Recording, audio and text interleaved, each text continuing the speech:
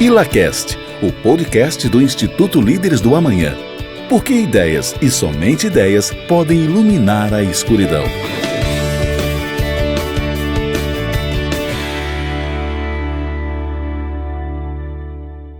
Sejam bem-vindos ao ILACast, o podcast do Instituto Líderes do Amanhã. Somos um instituto que busca formar jovens lideranças comprometidas com os ideais da liberdade e o Estado de Direito. A conversa de hoje será baseada no estudo de livro A Mentalidade do Fundador, escrito por Chris Zook e James Allen, que ocorreu na segunda-feira, dia 28 de abril de 2022. Meu nome é Yuri, sou associado 2 do Instituto Líderes do Amanhã e fui o líder do evento. Mas antes da gente começar a discutir sobre o livro, quero que os demais associados se apresentem. Olá, sou a Silvia, associada trainee do Instituto Líderes do Amanhã. Boa noite, pessoal. Meu nome é Amanda, sou associada trainee do Instituto Líderes do Amanhã também.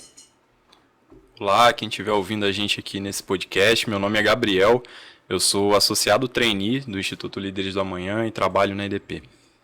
Olá, eu sou Rodrigo, eu sou associado 2 no Instituto Líderes do Amanhã, trabalho na Inflor. Pessoal, para a gente poder começar, quero entender de vocês, na visão de vocês, o que justifica, quais são os trechos desse livro que justificam a gente ter estudado ele. Quem vai ser o primeiro aí a me dar uma boa resposta do porquê que esse livro foi estudado? Bom, eu acho que o primeiro ponto assim, é que a gente tem dados que empresas que não têm... O livro, inclusive, traz dados, que empresas que não mantêm a mentalidade do fundador, que depois a gente vai explorar aqui um pouquinho mais, elas acabam não conseguindo manter o seu crescimento ao longo da trajetória. Inclusive, a maioria das empresas listadas na bolsa aí dos Estados Unidos, que é o caso do livro, as que estão melhores, que têm melhor resultado, são as que conseguem manter esse tipo de mentalidade. E aí o livro traz lá 3 pilares, que é a cabeça de dono, a obsessão com a linha de frente e a missão insurgente. São os 3 pilares aí. Esses já são os 3 pilares da mentalidade do fundador, né? Uhum. Repetindo aí, Rodrigo, fala pra gente. Missão insurgente, obsessão com a linha de frente e cabeça de dono. Amanda, para você, qual desses pilares é o mais importante? Você que é uma insurgente, né? Eu sou insurgente. Eu acho que acaba sendo uma resposta meio que pessoal, assim, de cada empresa. Para cada empresa, tenho certeza que um pilar vai fazer mais sentido no momento que ela está vivendo, na fase em que ela está. Para a gente, na Vila Recicla, a empresa onde eu trabalho, a cabeça de dono sempre foi o pilar mais importante, porque por ser algum negócio novo, um negócio que está começando, a gente sempre teve um foco muito grande ali na linha de frente. Então, como insurgente, a cabeça de dono sempre fez muito sentido estar ali atento a tudo que está acontecendo, conhecendo o processo, e eu acho que é isso. E quando você fala da cabeça de dono, continuando com você aqui, que é a fundadora de uma empresa insurgente, uma das fundadoras de uma empresa insurgente, na sua opinião, o foco deve estar mais na rentabilidade ou na escala do negócio? No momento que a gente está, a gente sempre foca na rentabilidade nesse momento. Porque, na nossa visão, para conseguir escalar, primeiro a gente tem que fazer dar certo.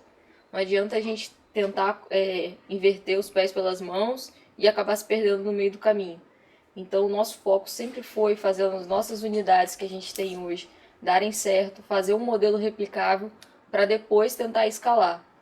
E também tem um cuidado que a gente até observou durante os debates do livro, tá entendendo se a sua empresa é escalável ou não. Porque tem empresas que não são escaláveis. E isso é uma coisa que você tem que ter a maturidade de saber observar no seu negócio. Legal.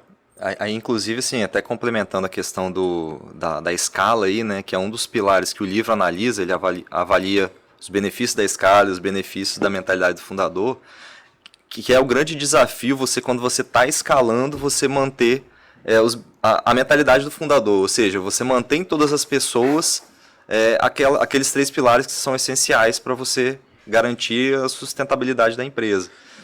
Então... Mas quando você fala isso, garantir a perenidade da empresa, sustentabilidade. Qual desses 3 pilares, Rodrigo, é o mais difícil de você manter a um longo prazo? Beleza, assim, certamente, assim, os 3 pilares certamente são muito importantes e eles devem ser mantidos. Na minha visão, olhando para a empresa onde eu trabalho e experiência assim, na Inflor, o mais difícil de a gente...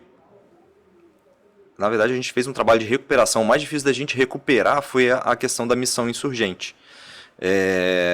Primeiro porque a questão da linha de frente, a obsessão com a linha de frente, a cabeça de dono, a gente consegue trabalhar ali com algumas metodologias de mercado, como metodologias ágeis que a gente utilizou, a gente conseguiu aplicar isso com ferramentas que tem no mercado, conseguiu aplicando dentro do time. Mas o que a gente trabalhou, que demorou mais tempo, que foi mais difícil, foi resgatar a insurgência, ou seja, qual é a missão da empresa?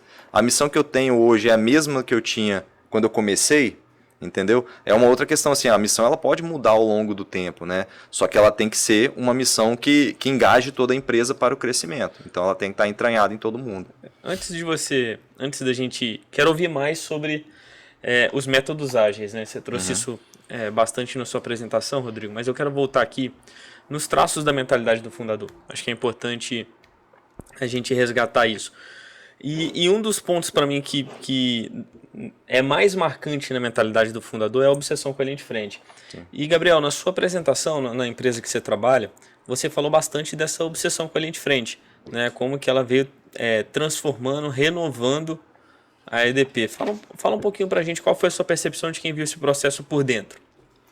Então, dentre os 3 pilares, né, até complementando a resposta do Rodrigo, né, claro que todos os 3 são importantes, mas é pertinente porque a obsessão na linha de frente, na minha opinião, é um traço também muito complicado de se perpetuar, né? É muito difícil você pegar uma visão presente no nível mais estratégico da empresa, né? E uma empresa que tem governança, ela vai ter um nível de insurgência. Uma empresa que tem governança, que tem capital aberto como a EDP, ela vai ter muitas pessoas com esse espírito de cabeça de dono, mas o desafio está por ser uma empresa grande, em levar a obsessão da linha de frente até a ponta, né? Ou seja, você transportar a estratégia no nível top, no nível alto da empresa e levar até um nível mais baixo, que é justamente o contato que a gente tem com os nossos clientes. E no caso da EDP isso é muito importante, porque é uma empresa que lida diretamente com o público, a gente tem aí hoje mais de 1,5 milhão de clientes dentro do estado do Espírito Santo. Não temos concorrentes, então é sempre uma relação delicada e que a gente precisa ter essa obsessão, né? E no caso da EDP, e aí fica, né, como lição até para outras empresas, o foco foi em levar, né, essa preocupação, em criar uma preocupação até na equipe, né, até no nosso nível técnico, né, que é quem está ali na linha de frente, em correr atrás de indicadores que satisfaçam o cliente, né? Então, um dos nossos indicadores, né, que a EDP era muito cobrada, né, é o que a gente chama de DEC, né, que ele mede a continuidade de energia média dos nossos clientes, e foi um foco que a gente trouxe e conseguiu melhorar muito ao longo dos anos, né? Então, a gente ultimamente tem conseguido replicar essa mentalidade, esse traço da mentalidade do fundador lá. Legal. O último traço da mentalidade do fundador aqui é a missão insurgente. E aí, Silvia, essa vai para você, hein? A sua empresa passou por um momento muito difícil, né? Vou contextualizar para o pessoal que está ouvindo aqui. A sua empresa teve um galpão que sofreu um acidente, pegou fogo, né? Graças a Deus não teve nenhum ferido, mas impactou com certeza muito no seu negócio. E qual foi a importância da missão insurgente? O que você traz disso, da mentalidade do fundador, para a recuperação da sua empresa, que hoje continua em operação a todo vapor, crescendo ainda, se desenvolvendo? Fala para mim. Olha, Yuri, A missão insurgente foi o que realmente fez com que a gente fosse para a ação naquele momento, né? A gente sabia que a gente tinha que atender nossos clientes, a gente conhecia a nossa missão, que era colocar realmente o produto no ponto de venda. Você falou da carta, né? Eu queria que você falasse um pouquinho da carta. Eu acho que ali é a missão insurgente colocada no papel. Foi eu costumo dizer que foi a produção textual mais difícil da minha carreira, né? Que foi um dia depois do incêndio, a gente teve que fazer uma nota de esclarecimento, até porque a gente tem que se posicionar, né? E eu escrevi naquela nota de esclarecimento que não haveria interrupção a nenhum dos nossos clientes, né? Que é a missão do seu negócio, que né? é a missão do Atender nosso o cliente. negócio, né? A gente tem que atender, o cliente precisa de ser atendido. Inclusive na pandemia também, a gente não deixou de atender nossos clientes em nenhum momento. A gente teve essa missão de continuar abastecendo supermercados, farmácias, né? Então, eu coloquei lá na nota de esclarecimento, não haverá interrupção, e realmente na segunda-feira a gente estava atendendo, a gente montou um plano de ação para atender. Então, isso foi muito importante para o nosso negócio.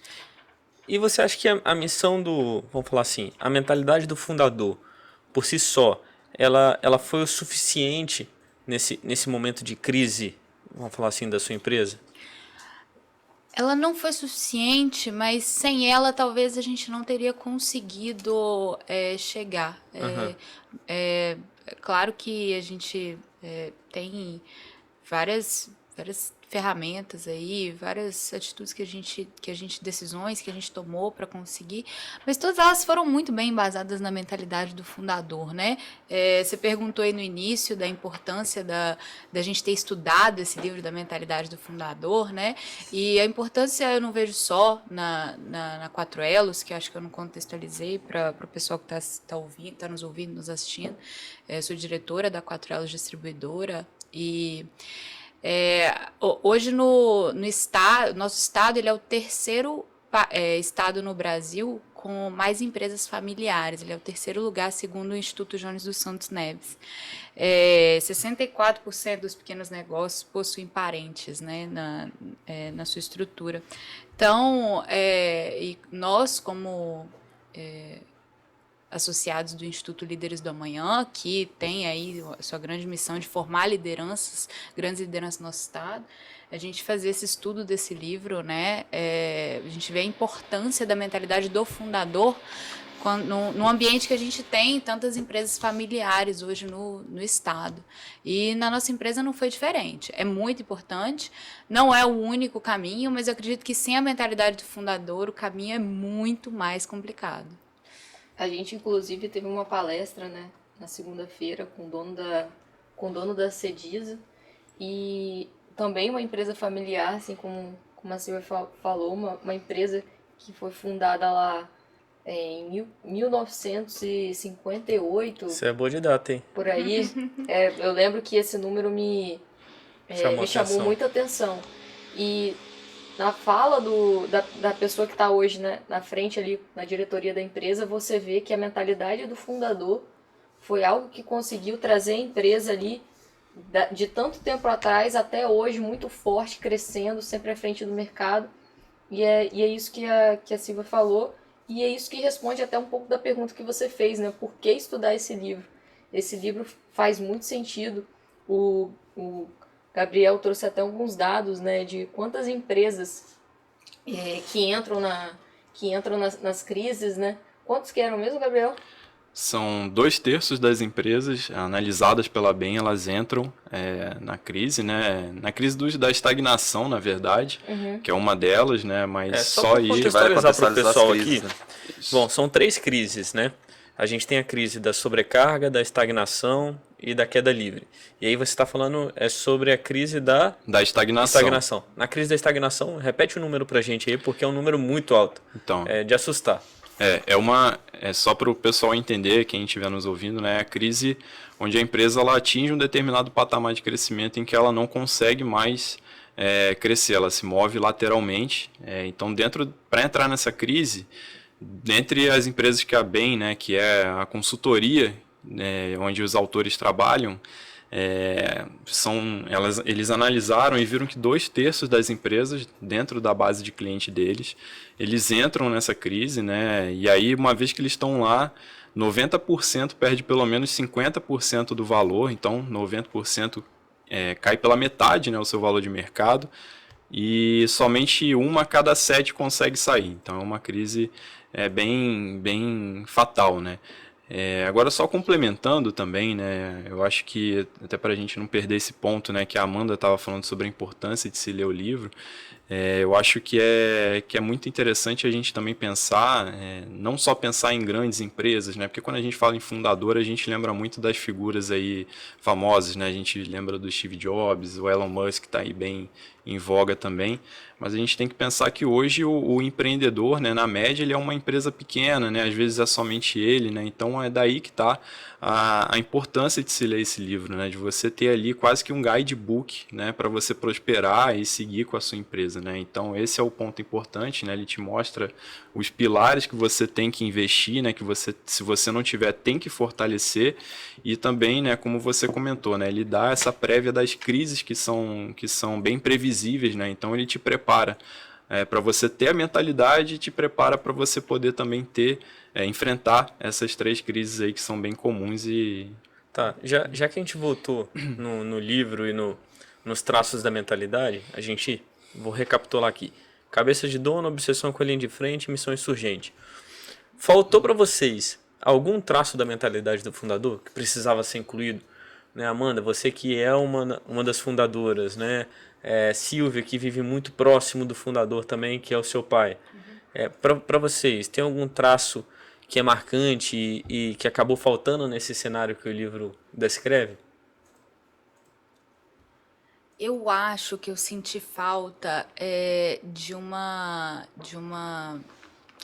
característica que eu vejo muito nos fundadores e que o livro não traz assim com tanta força, que é uma característica da antifragilidade do fundador, que é a característica da gestão emocional do fundador, né? Que você liderar uma empresa, você administrar uma empresa, eu acho que você precisa sim ter essa característica, porque lidar com pessoas, né? E você também se apanha, cara, quantas vezes a gente errou, a gente achou que ali era o fim da linha, que muito mais o fundador, no caso meu pai, mas tantos fundadores aí que a gente vê que foi, sei lá, eu vi uma palestra esses dias de uma fundadora de uma grande empresa capixaba que foi trocar de RP, perdeu o banco de dados e hoje a empresa tá aí, tá. Então, assim, quanto que você não precisa ser antifrágil para conseguir sustentar, né, uma virada dessa na empresa? Como que você não precisa ter uma gestão emocional para você não achar que ali é o fim da linha, de querer largar tudo? Então, eu acho que essas questões emocionais, que é um traço muito forte dos fundadores que eu conheço, eu acho que o livro não trouxe com tanta... O engraçado é que o livro ele fala no final de algumas, vamos falar, ele trouxe ali a mentalidade do fundador, ele trouxe as crises e no final ele dá como se fosse algumas dicas, né, para líderes, e ele fala justamente disso, né, que a mentalidade do fundador ela tem que ser disseminada dentro da empresa, mas realmente ele não fala em nenhum ponto dessa estabilidade emocional, né, verdade. Porque principalmente num país como o nosso, você falou isso. Eu acho porque ele só olhou para as empresas americanas, hein, mas se ele tivesse olhado para o Brasil, acho que ele tinha colocado essa característica. E eu resgato aqui um momento da pandemia que a gente viveu, né, que a gente vive ainda, né, não foi decretado o fim da pandemia, mas o quanto que foi importante para os empreendedores, para as empresas ter a estabilidade emocional para poder passar por esse momento, né? Principalmente um momento de muita incerteza. E no nosso país não é diferente com questão contábil, fiscal, trabalhista.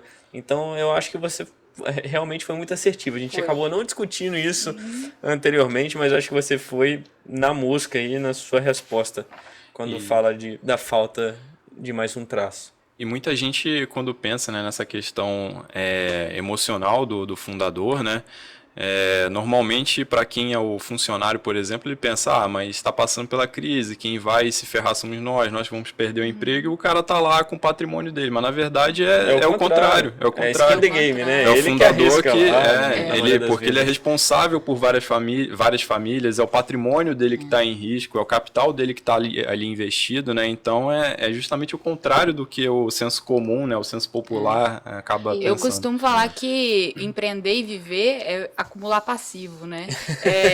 E aí você vai acumulando passivos que às vezes você nem sabe que você está acumulando, né? Tem os riscos que você toma e tem os passivos que você vai acumulando na jornada que você nem sabe que você tá acumulando. Então, acho que essa gestão emocional em cima disso é muito importante. Já que a gente entrou rapidamente aqui, eu trouxe, né, na mesa o assunto da pandemia, eu vou fazer uma pergunta agora para você, Rodrigo, que é o cara da tecnologia aí.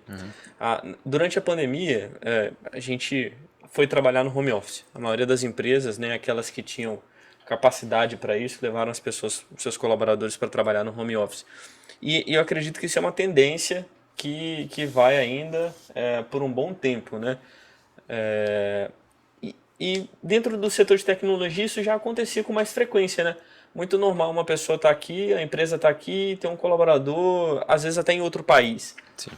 E aí, na sua opinião, Rodrigo, do que você vive lá, do seu time, como que a gente consegue manter a mentalidade do fundador estando distante do nosso colaborador? Não, legal, essa é uma questão muito... Eu falo que é até um pouquinho complicada, parece que é simples, né? Quando a gente está falando assim, a gente trabalha com tecnologia, então é fácil ir para casa, né? Ficar de casa e todo mundo se conversa por computador. Só que aquele contato humano, ele faz muita falta. Inclusive, assim, na Inflo, a gente fez essa virada de chave muito rápida na pandemia. Não foi um desafio imenso, porque foi todo mundo para casa, começou a trabalhar. E a gente utilizava já metodologias ágeis. Então, as metodologias ágeis, elas promovem as interações das equipes e o planejamento das atividades. Acontecem de maneira metodológica. Então, não depende de eu ficar ali observando a operação e ajustando. Na verdade, as coisas acontecem por interações e reuniões que é possível fazer pelo meio tecnológico. A grande questão é que, com o tempo, acaba que aqueles contatos que aconteciam de um engajamento, você sentir o próximo se ele está mais ou menos hoje, e eu ir lá ajudar aquela pessoa, isso acaba se perdendo. Então o desafio é você focar em pessoas, não só no sentido assim, eu vou promover treinamentos, vou dar bonificações, vou dar benefícios, mas no sentimento da pessoa mesmo. Não só no hard, no soft também, né? Exatamente. Como é que a pessoa está se sentindo? E é muita coisa que às vezes a gente vê, a gente não ouve ela falando. Então é isso que é o grande desafio que a gente está tendo. E aí a gente acaba buscando ainda mais ferramentas para tentar contornar isso daí. Como, por exemplo, ter ferramentas em que a gente permita que as pessoas dê feedbacks a qualquer momento. Fale sobre a empresa a qualquer momento. Pesquisa de humor. É o que a gente chama de escuta ativa, né? Uma outra coisa que está vindo agora, que está surgindo muito, ambientes de trabalho virtuais. O pessoal está falando aí de metaverso. Mas eu tenho um pouco de medo disso. Não chega a ser um metaverso. Não chega a ser um metaverso. Acaba sendo assim, uma plataforma que você vê, como se você visse a empresa. É lógico, numa imagem assim mais de jogo, assim, mas você vê todos os funcionários ali com seus avatares ali. Você sabe quem está se relacionando com quem está conversando, quem está trabalhando naquele momento. Você faz as reuniões, então assim, não é o contato humano. Mas é algo que você já tem um pouquinho mais de visão ali, entendeu? O que você falou me lembrou muito do Lean, quando veio no Líderes e falou sobre... Ele deu até uma crítica, né? Uma crítica ao home office, que você perde aquele high touch, que seria exatamente isso, né? Que ele acredita muito que é esse high touch com os colaboradores que traz para você o engajamento das pessoas. Então, acho que esse é o ponto, é isso que se perde assim, com o home office. Né? Eu acho que quando você está no home office, um ponto da mentalidade do fundador é prejudicado, na minha percepção, que é a obsessão com a linha de frente. Então eu tenho muito isso no meu dia a dia. Né? Então eu estou lá vendo o que as pessoas estão produzindo, como é que tá. Eu gosto de acompanhar essas entregas. É um pouco da minha obsessão ali para com a minha linha de frente, que é o meu cliente. e durante a pandemia, pelo fato de estar distante, esse contato ficou prejudicado, né? Você tem que ter uma confiança até maior na entrega e uma análise também, uma dedicação eu maior. acho que a interação entre as pessoas também, a parte pessoal mesmo, a interação pessoal, fica um pouco prejudicada. Aquele horário do cafezinho que o Sim, pessoal fala exatamente. de tudo menos trabalho. Eu tenho uma amiga, inclusive, que trabalha numa startup, que eles têm o horário do cafezinho virtual. Uma descompressão. Exatamente. Você vai falar ali tudo menos trabalho, né? 15 minutinhos do dia para o pessoal pelo menos ter uma interação fora desse ambiente. Eu acho que na minha visão, assim, opinião pessoal, não substitui o horário do cafezinho mesmo, mas é uma boa alternativa, né? Mas mesmo que não seja para falar de trabalho, aliás, mesmo que seja um momento do cafezinho, às vezes aqueles 5 minutos ali que você usaria para marcar uma reunião de 1 hora, você consegue alinhar vários tópicos rapidamente com a sua equipe. A mentalidade do fundador, eu acho. E você falou sobre os pilares, né, da mentalidade. Eu acho que um outro ponto que também teve que se sobressair nessa pandemia foi justamente a cabeça de dono, né? Porque uma vez que você tem uma estrutura descentralizada, cada um em casa, você precisa delegar mais, né?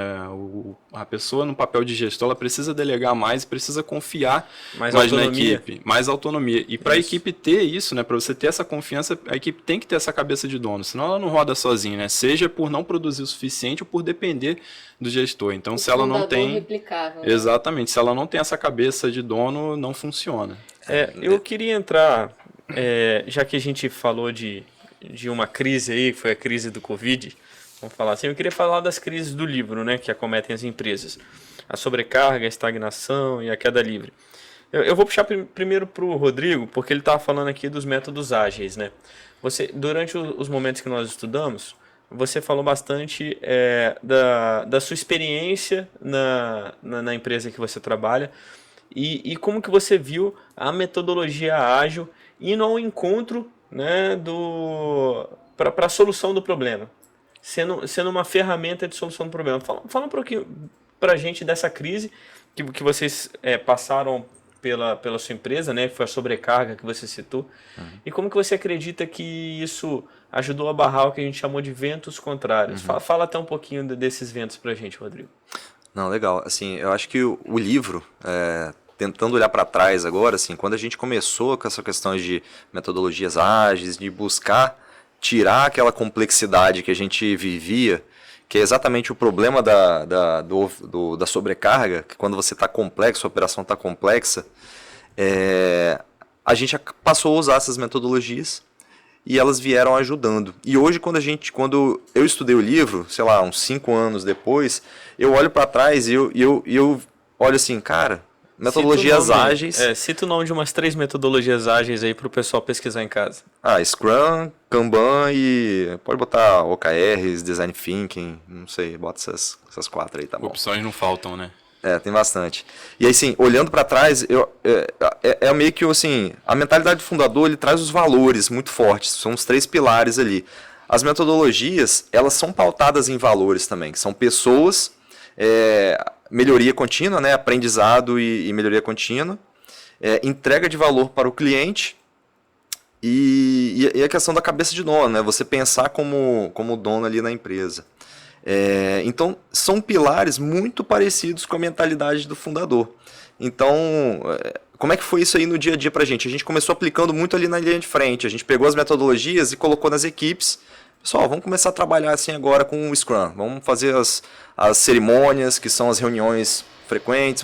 Vamos planejar como o Scrum prega e tal. Com o tempo a gente foi descobrindo que, na verdade, a gente tem que adaptar a metodologia para a nossa realidade, porque a gente também tem uma cultura, né? E aí a gente foi ganhando agilidade ali na ponta. Só que com o tempo a gente foi percebendo, cara, essa agilidade tem que estar na empresa como um todo. Não adianta estar só na ponta, sendo que minha estratégia está lenta. Então eu tenho que conectar, eu tenho que subir, eu tenho que pensar mais em valores, a minha liderança ela tem que ser reforçada, ela tem que mudar o mindset dela também. E isso aí acaba mudando tudo, as pessoas começam a entender e todo mundo acaba trabalhando em conjunto aí para resolver os problemas.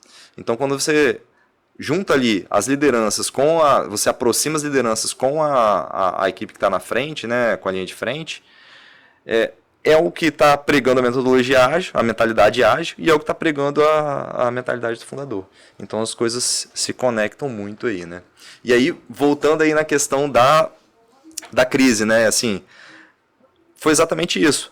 Recuperar a mentalidade do fundador, que é o quê? Pensar na linha de frente, pensar no cliente e pensar nas pessoas.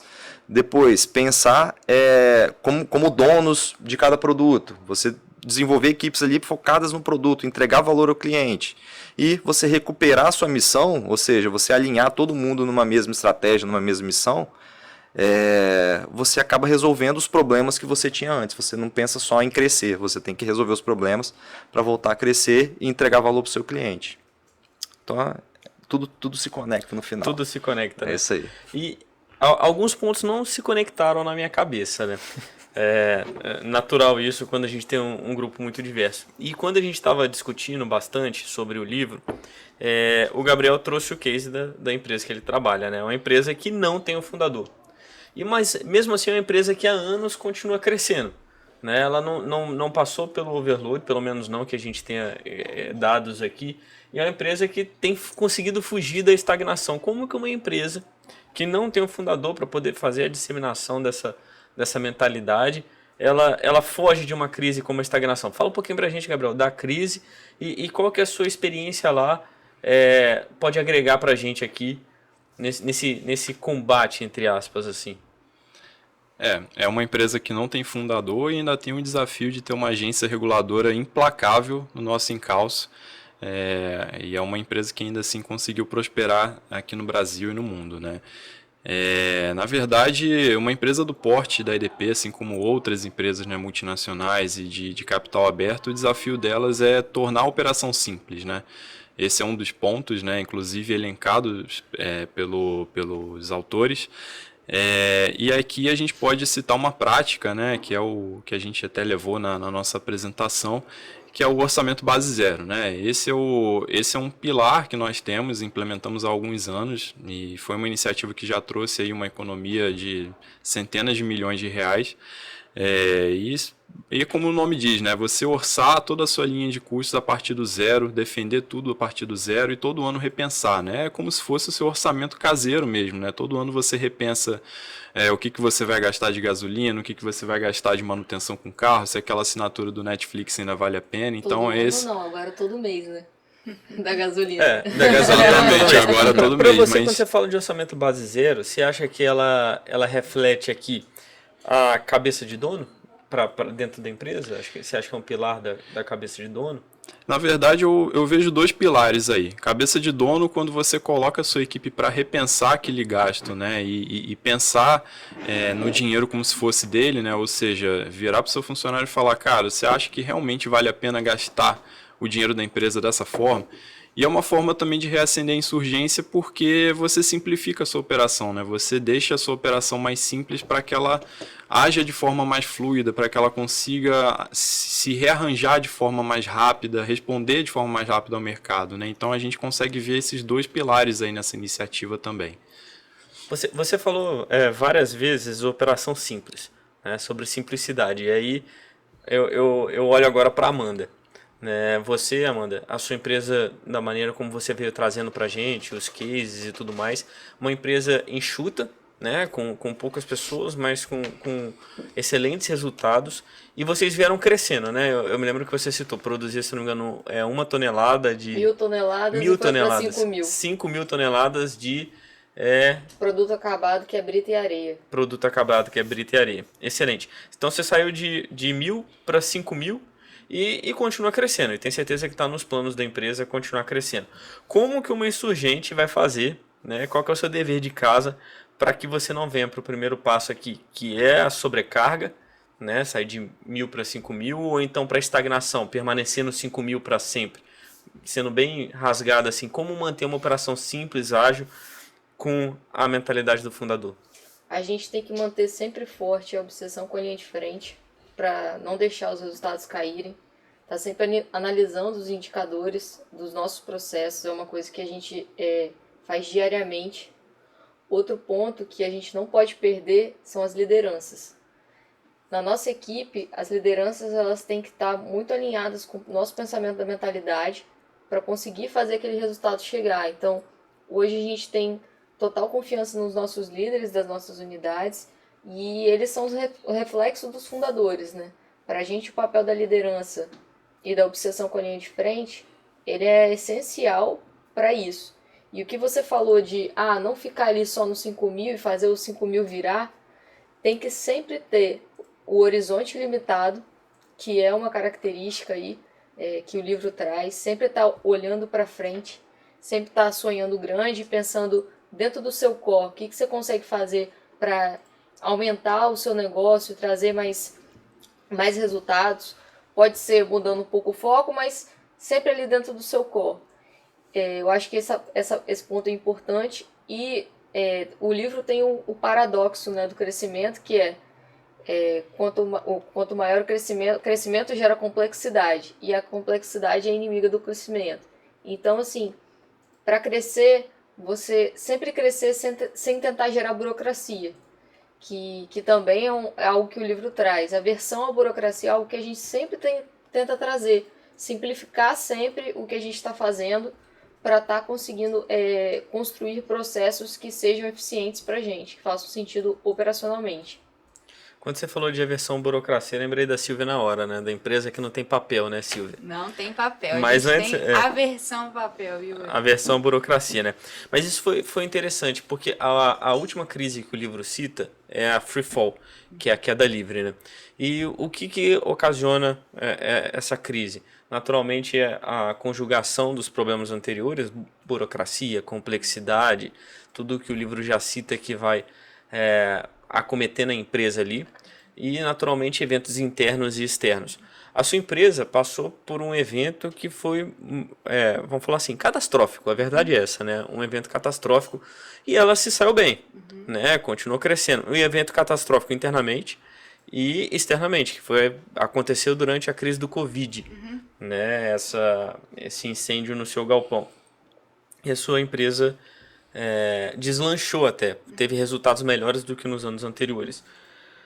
Por que a sua empresa não entrou em free fall depois de anos e anos operando, né? E inclusive em um evento como esse, ela continuou navegando bem? O que você acredita que foi o diferencial que fez com que a 4Elas ainda esteja no mercado e se mantenha uma empresa relevante? Yuri, costumo dizer que a gente viu muito no livro, né? Que não adianta você tentar implantar a mentalidade do fundador quando você já está lá dentro da crise, né? Você tem que ter ela na sua raiz, dentro da empresa, já implantada. Quando você já tem isso, as crises elas vão vir e você vai estar bem mais preparado do que as empresas que não têm essa mentalidade. É igual a uma onda no mar, né? Quando a onda vem, você sabe que a onda vai vir. Só que quando a onda vem, se você não tiver com a prancha dentro do mar, você for lá na areia buscar a prancha, você Já não vai era, né? surfar a onda, né? E exatamente, a oportunidade e as crises, elas são cíclicas, né? Então, a gente já tinha essa mentalidade do fundador presente na empresa, muito próxima, né? Então, é isso que fez com que a gente tivesse força para... Você falou do caixa, né? Você falou do caixa da empresa, tá bem... Forte foco no caixa. A gente sempre tivemos foco em custo, gestão, empoderamento lá do pessoal da linha de frente. Então, assim, todos esses pilares, quando eu ia lendo o livro, eu via muito a gente.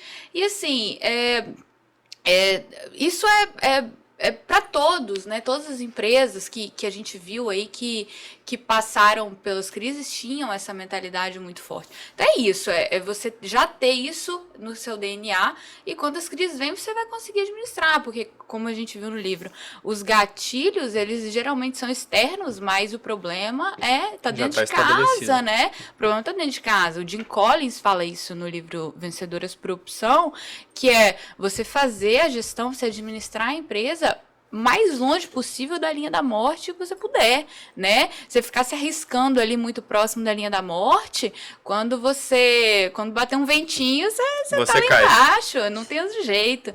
Então é Não tem mais ou menos metodologia isso. ágil, hein, Rodrigo? Não tem seguro, nada que seguro, segure, não tem nada que segure. Mas aí, Yuri, só te cortando um pouquinho, eu não queria que a gente terminasse o podcast sem eu pedir pro Gabriel, porque assim, na minha visão, a gente teve uma premonição aí boa. durante o nosso estudo de livro, durante nossos encontros para preparar a nossa entrega, né? E assim, eu queria, inclusive, convidar publicamente o Gabriel para cuidar da minha carteira de investimentos. É o guru da bolsa. É um isso aí, guru. tem gente já achando Conta lobo de pro Wall Street. pessoal, o Gabriel, como é que foi?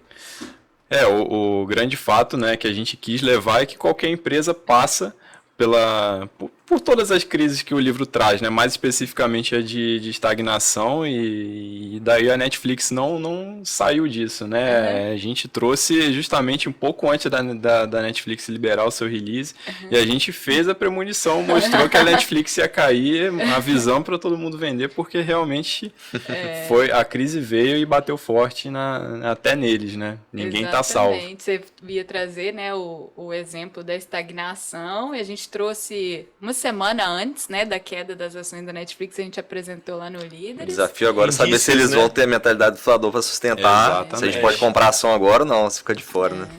Pessoal, a Bruna já tá olhando ali pra gente. O papo tá muito bom. Mas pra gente encerrar, vou fazer uma última pergunta. E eu quero rodar a mesa e cada um responda, né? Depois de ler o livro, A Mentalidade do Fundador, o que você aplicou na sua empresa ou na carreira e que fez de fato, ou que você acredita que vai fazer diferença aí na sua jornada? Amanda? O que eu apliquei? Uma pergunta difícil, hein? O que mudou o livro na sua percepção com a sua própria empresa, por exemplo? Eu acho que mudou a percepção até do fundador, né? De estar olhando para dentro mesmo, tá olhando para a própria história e tá entendendo por que a gente fez a nossa empresa, por que a gente está ali, qual que é a nossa missão. Eu acho que às vezes a gente acaba se perdendo nisso. E esse olhar para trás e rever nossa história, apesar da gente ser uma empresa jovem, as coisas acontecem muito rápido. E às vezes as pessoas acabam se perdendo no caminho, se esquecendo do porquê começaram. Então eu relembrei bastante nossa missão insurgente e trouxe isso para estar sendo foco aí pro nosso futuro. Tá entregando o que a gente quer entregar, que é solução para a reciclagem dos resíduos da construção civil, e tá sempre muito focado nessa entrega. Legal. No nosso caso, já como empresa mais madura, Yuri, o que eu vi foi porque a gente Sentiu orgulho, né? Exatamente. Você vê que você tá no caminho certo, sabe? Você vê que você tá muito preso no dia a dia, olhando muito para dentro, e às vezes você... beleza, tá dando certo até aqui, né? Mas aí você ter ali a chancela que você tá no caminho certo, que as grandes também têm essa mentalidade, que os fundadores têm essa mentalidade. Acho que esse foi o grande insight do livro, sabe? Legal. Guru Netflix? Então, eu acho que são 2 pontos. O primeiro é trabalhar a mentalidade para não se desesperar nas crises, né? Que é até o pilar que a Silvia citou, e eu achei interessante. Então, assim, saber se incomodar com o cenário da crise, mas não se desesperar para agir. E o segundo ponto, assim, que eu achei muito interessante, ainda mais na minha realidade de uma empresa maior, é um pequeno trecho em que ele fala de criar uma equipe de mini fundadores. Então isso é uma coisa que eu quero carregar para mim, é algo que eu trouxe para minha carreira, porque eu acho que nós como líderes temos que levar como propósito, que é o de acreditar no propósito da empresa, que é um propósito maior, e levar isso de criar novos fundadores. Então esse foi o meu aprendizado. Rodrigão? Para mim foram dois pontos principais, né? O primeiro, eu descobri muito o porquê das coisas, por que a gente estava fazendo diversas melhorias na Inflow, por que aplicamos metodologias ágeis, por que estávamos investindo em pessoas, por que estávamos contratando consultoria para a gente redescobrir a nossa missão. Cara, para mim, depois de ler o livro, fez todo sentido. Inclusive, eu conversei com diretores lá da empresa e assim, cara, o livro faz todo sentido o que a gente está fazendo. Beleza, estamos no caminho certo. A segunda eu como líder, no meu trabalho, assim, trazendo a mentalidade do fundador para o meu papel como líder. Eu comecei a pensar também como olhando para aqueles 3 pilares. Como é que a pessoa que está trabalhando comigo, como é que eu estou tendo obsessão com a linha de frente junto com ela? Eu estou pensando no cliente lá, eu estou entregando, ou eu estou fazendo o trabalho mais porque eu estou seguindo um processo. E aí eu começo a ser mais crítico e a repassar isso para as outras pessoas. Então, basicamente, Boa. isso aí. Eu vou responder também, tá? Tem uma frase no livro, um trecho, né, que é até um entrevistado que fala, e que para mim ela tanto justifica porque que a gente estudou esse livro, foi exatamente a frase que eu selecionei até para ilustrar o nosso estudo, como ela também serviu para mim de um grande aprendizado. Que ele fala assim: sucesso não traz automaticamente mais sucesso. O difícil é seguir alerta e manter o pique ao vir vencendo e crescendo. Por isso, me recuso a aceitar o fato de que sou maduro e de que a empresa é madura. Assim que se aceita isso, você começa a morrer. Então acho que isso me tira de fato da zona de conforto, aceitar que eu sempre tenho que aprender, que eu sempre tenho que me desenvolver, assim como a empresa. Bom, pessoal, antes de encerrar, minha última palavra é obrigado a cada um de vocês. Foi sensacional esse estudo, o momento que a gente passou junto, todo ele. Aprendi demais com cada um. Então, eterna gratidão aqui e deixo aberto para que vocês também possam dar o tchau. Bom, a mesma coisa, assim, aprendi muito, primeiro com o livro, né, antes da gente começar a se reunir, depois durante as reuniões, a ideia de trazer os cases de cada associado, isso foi muito legal. Cada um se aprofundou talvez um pouco mais na própria história e conheceu a história do outro, então a convivência com vocês, que são pessoas, cada um com seu perfil, pessoas incríveis, foi sensacional, de muito aprendizado. Eu não vou ser repetitivo, só vou dizer que foi uma honra servir com todos vocês, então foi uma ótima experiência. Agradeço também, falo para quem está escutando o nosso podcast aí, para não deixar de ouvir os outros, tem conteúdos muito legais aqui. E queria agradecer pelo trabalho, fico triste que na nossa última conversa sobre a mentalidade de fundador, já tivemos vários. Pode me ligar para conversar, não tem problema não, pode bater um papo. Vamos sair daqui, vamos Estamos devendo um happy hour, né? Verdade. Mas é isso. Beleza. Agradecer aí também ao Instituto que nos proporcionou estar junto aí, fazer mais essa entrega, né? E todos vocês aí pela companhia, muitos domingos para conseguir fazer essas grandes entregas e estou bem orgulhosa. Pessoal, esse foi o IlaCast, né, do estudo de livro A Mentalidade do Fundador. Sigam o Instituto Líderes do Amanhã nas redes sociais, acompanhem nossas atividades e obrigado. IlaCast, o podcast do Instituto Líderes do Amanhã. Porque ideias e somente ideias podem iluminar a escuridão.